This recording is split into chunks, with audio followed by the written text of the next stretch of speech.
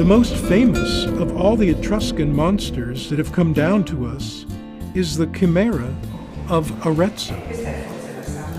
Dunque, questa è la Chimera d'Arezzo.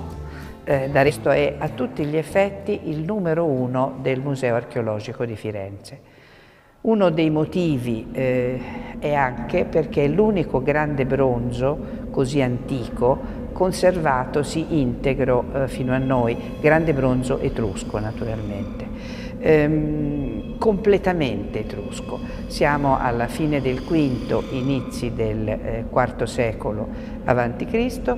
e il donario doveva essere completato dalla figura di Bellerofonte che, cavalcando Pegaso, volteggiava intorno, sopra la chimera e la colpiva a morte.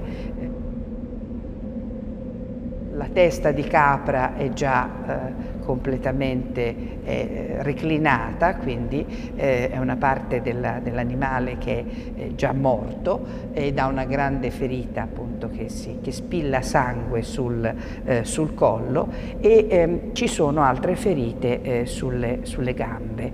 Quindi questo ruggito con cui la chimera si rivolge verso il suo aggressore probabilmente è l'ultima difesa verso chi la stava uccidendo. L'iscrizione è sulla gamba destra, Tinixville, che appunto è dedicato, oggetto sacro a Tinia, con ogni probabilità questa è la lettura più corrente.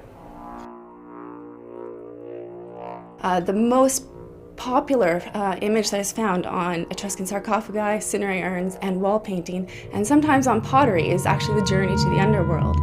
And there is evidence that there was actually a multi-stage journey to the underworld that started with a banquet, and then the demon would meet the deceased, take them to the underworld. They would maybe travel on a boat, maybe fight off a sea monster or some other demon that's scary, and then they would meet their ancestors at the gates to the city of the dead, where they would have another banquet with their ancestors.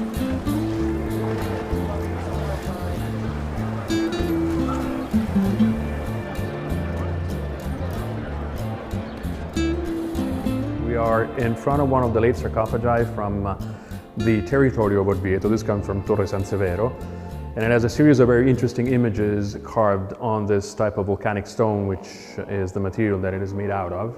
On both sides of the sarcophagus we have a winged figure of a female demon.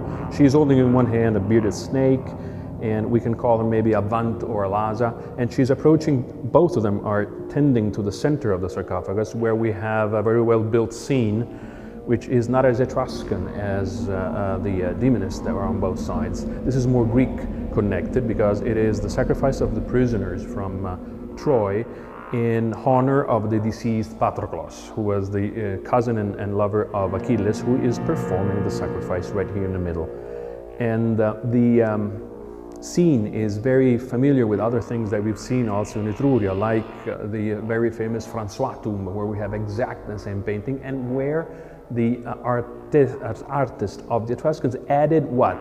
2 demons on the back. So there was some kind of things that they could follow, the main theme, and then they were adding pieces that were more similar to what was their idea of the general integration of the scene. And as you see here, he is basically cutting the throat of this first prisoner, and Patroclus is on the back with a bandage that keeps his jaw in place. He is already dead.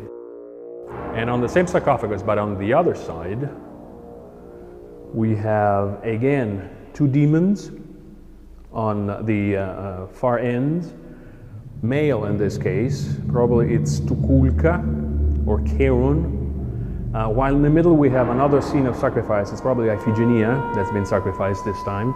And Charon here is shown as usually as a bearded demon, pointed ears, big huge nose, and again a snake in his hand, but also his very regular weapon, which is usually the hammer. It is with this hammer that basically he is sure that the souls, the deceased, are really so they must be dead before he brings them to the underworld.